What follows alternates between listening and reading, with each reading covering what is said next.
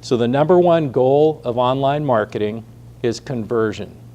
If your website or your blog is not converting visitors into a database, into leads that you can build relationships with offline, you're pretty much wasting your time, energy, and money in your internet marketing. A lot of web designers, web builders, they know graphics, they know SEO, they know all the geeky, techie stuff, but a lot of them are not marketing folks. And so they get that part wrong, and you end up with a very expensive website that doesn't convert. It's not converting online traffic into a database full of people that you can market to. So a couple of things with websites, and this might be a paradigm shift for your way of thinking about a website. Actually, the best practice is not just to have a one-size-fits-all website that's trying to be all things to all people.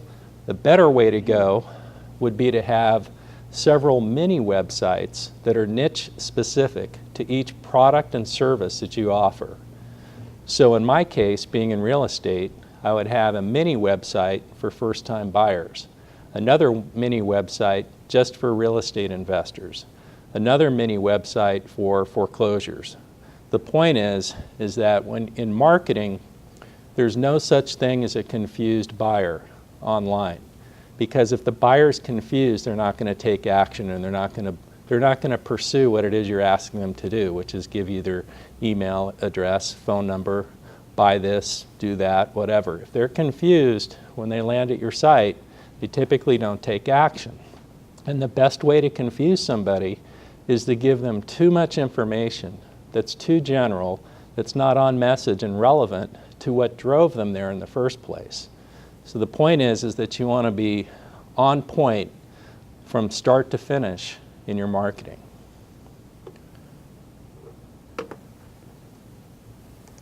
Let's see if we can open this up.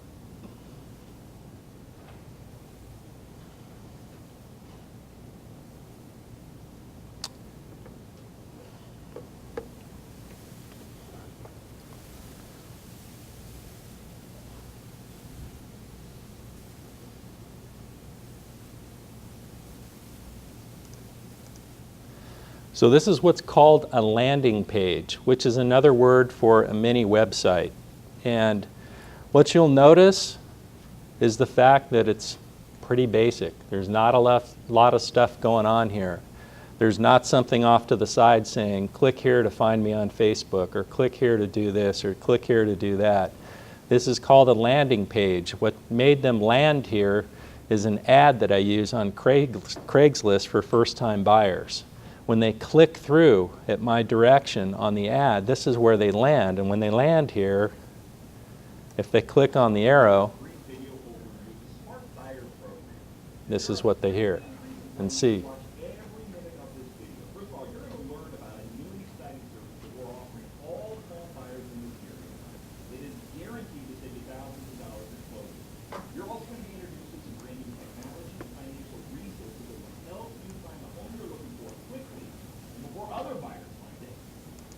So here's what I'm trying to do at this point. Yes, Ron?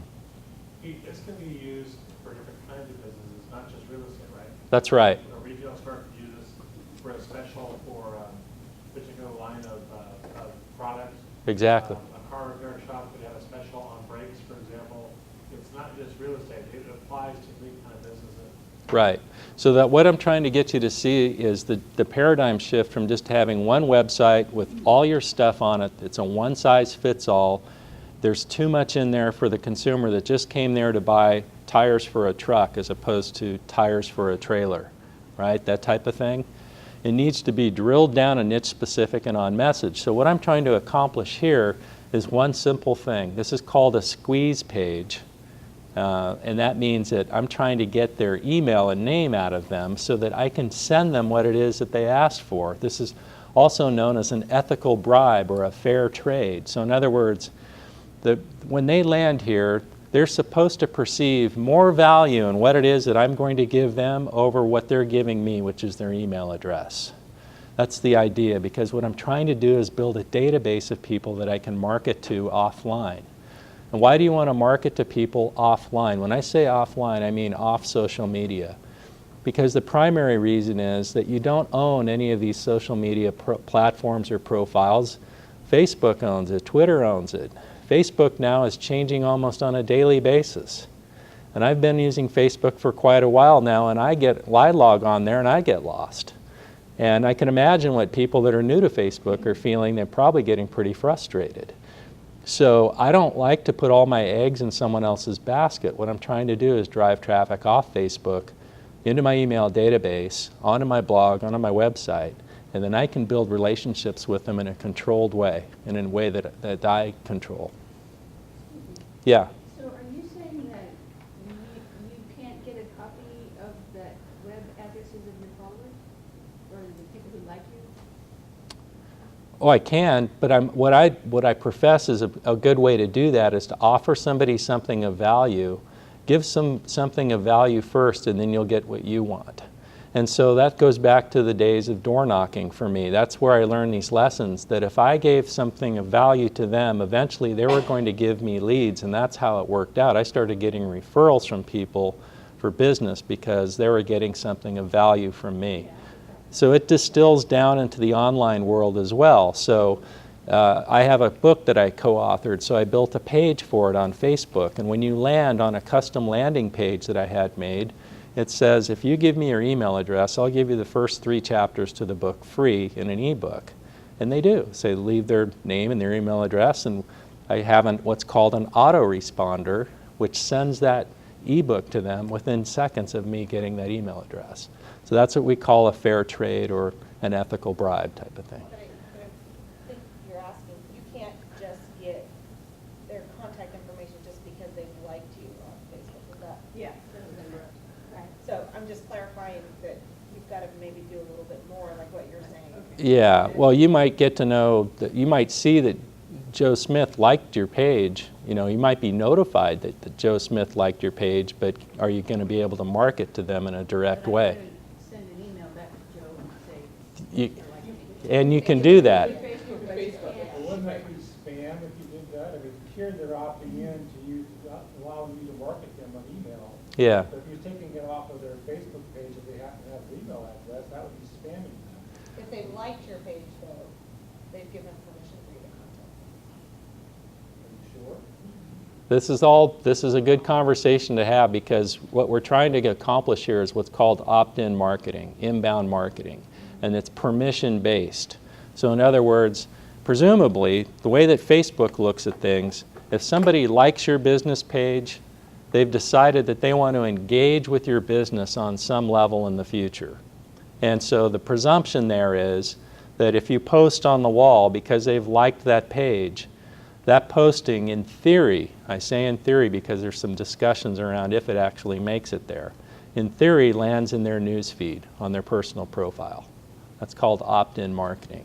Like the page, all of a sudden they're seeing notifications or postings from your page in their news feed, and the presumption was that they liked the page, and because they liked the page, it gives you the permission for them to receive your stuff. Yeah. So it's not really spam, and they can opt out. They can go back and unlike the page and turn that off if they don't want to get any more of that. Here's another example of a lead capture form that I use for real estate. And the same difference, when they leave me their name and email address and they click on this image, it takes them to a place where they can fill out all their search parameters for free market update reports that come back to them automatically via email. See, the other part of this is automation. Now, to your point, you could go back to that person, like she was saying, and send them a message. Once you know that Joe Smith liked your page, you could go to his profile, send him a message, and do all that manually.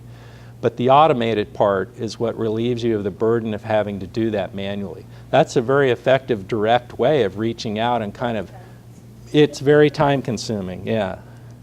It's like sending a thank you note. It takes time. Nobody does it. So a couple of things about websites to think about. The website must be fast loading. What does that mean? When you type in the website URL address into your browser, if it doesn't open up in 8 to 10 seconds or less, that's too long. This is where a lot of web designers get this wrong. They do a lot of cool Flash graphics and whatnot, and a lot of times the Flash can't even be recognized by search engine spiders. But the point is that if the consumer has to wait too long to get where they want to go, they typically move on to the next website. You want to register your website with online directories. There's literally hundreds of them out there. They're like the online yellow pages. People use directories to search. The other big thing is you want to make sure that your website is mobile media friendly. So here's the thing.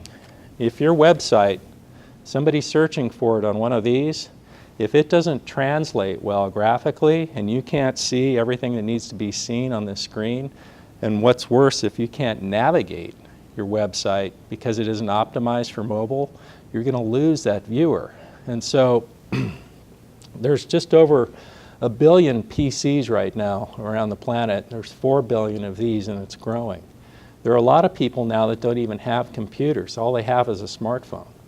So you really need to pay attention, make sure that if you have a website, that it's actually